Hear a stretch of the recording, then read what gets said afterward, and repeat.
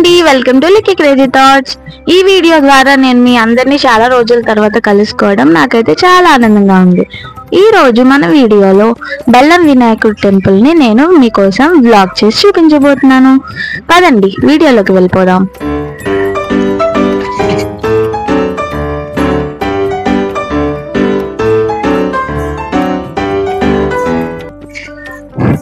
ఈ బెల్లం వినాయకుడి టెంపుల్ అనేది మనకి వైజాగ్ లో KGH hospital back side auto stand పక్క సందులో నుంచి వెళ్తే అక్కడ ఉంటుంది.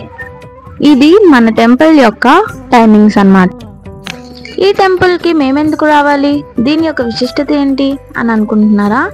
ఈ టెంపుల్ యొక్క విశిష్టత ఏంటి అంటే, మనం ఏదైనా కోరిక కొనుక్కొని ఇంత బెల్లాన్ని నేను సమర్పించుకుంటాను స్వామి అనగానే మన కోరిక వెంటనే నెరవేరుతుంది.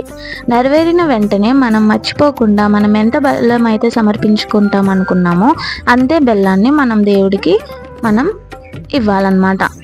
సో ఈ విధంగా భక్తులందరూ కూడా ప్రతి బుధవారం వచ్చి వాళ్ళ కోరికల్ని స్వామితో చెప్పుకొని కోరికలు నెరవేర్చుకొని ఎంత బెల్లం ఇవ్వాలనుకున్నారో ఆ బెల్లాన్ని సమర్పించి వెళ్ళిపోతారు.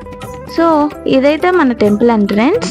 ఆ పైన ఉన్న వాళ్ళందరూ ఆలయంలో అర్చన చేయించుకున్న వాళ్ళు, కింద వెళ్తున్న వాళ్ళందరూ కూడా దర్శనం చేసుకోవడానికి వచ్చారు. ఇక్కడ మనకి ఏ టికెట్ కానీ, ఎంట్రన్స్ టికెట్ కానీ, అర్చనకి ఇంత, దర్శనానికి ఇంత అన్ని అసలు మనీ డిమాండ్ ఏమీ లేదు. అండ్ మీరు కొనుక్కోవాల్సింది ఒక్కటే బెల్లం. మీరు ఆ సందులో ఎంట్రన్స్ అవ్వగానే బెల్లం, రకరకాల బెల్లాన్ని అమ్ముతారు. సో ఎక్కువగా తాటి బెల్లం అయితే దేవుడు ప్రీతిగా స్వీకరిస్తారని అనుకుంటున్నారు అక్కడ అందరూ.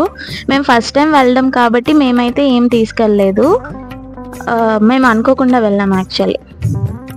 సో మేమైతే అర్చనకి వెళ్ళట్లేదు, జస్ట్ దర్శనం చేసుకొని వెళ్ళిపోవడానికని వచ్చాము. నాకైతే వీడియో అలో చేయలేదు, కాకపోతే మీకోసం నేను చాలా రిస్క్ తీసుకొని వీడియో అనేది తీశాను. ఇక్కడ మీకోసం నేను దేవుడిని చూపించాలని అనుకున్నాను, కానీ ఒక అతను నా వీడియో చూసి ఆపు వీడియో అని అన్నారు. కానీ నేను అలాగే ఫోన్ సబ్మిట్ చేసినట్టు, పెట్టేస్తున్నట్టు బ్యాక్ వచ్చి మళ్ళీ ఫ్రంట్కి వెళ్ళి వీడియో అలానే స్టార్ట్ చేస్తాను. సో వాళ్ళైతే పూజలు బిజీగా ఉన్నారు, ఈ లోపు నేను నా వీడియోని అయితే తీస్తాను. అదిగోండి దేవుడు అయితే అలా ఉంటారు. ఇప్పుడు మీకు క్లియర్గా కనిపించదు అని కొంచెం స్లో మోషన్లో కూడా పెట్టాను వీడియోని. సో మీరైతే దేవుడిని అలాగనే దర్శించుకోండి. ఈసారి వైజాగ్ వచ్చినప్పుడు తప్పనిసరిగా ఈ దేవుడిని దర్శించుకోండి, మీ కోరికలు నెరవేర్చుకోండి. నా దర్శనం పూర్తయింది, కానీ మా అక్క దర్శనం మాత్రం కంప్లీట్ అవ్వలేదు. ఆవిడ ప్రదక్షిణాల్లో బిజీగా ఉన్నారు. ఈ లోపు నేను టెంపుల్ అవుట్ సైడ్ అలా ఉన్నది వీడియో తీసాను. వీడియో నచ్చినట్లయితే లైక్, షేర్, సబ్స్క్రైబ్.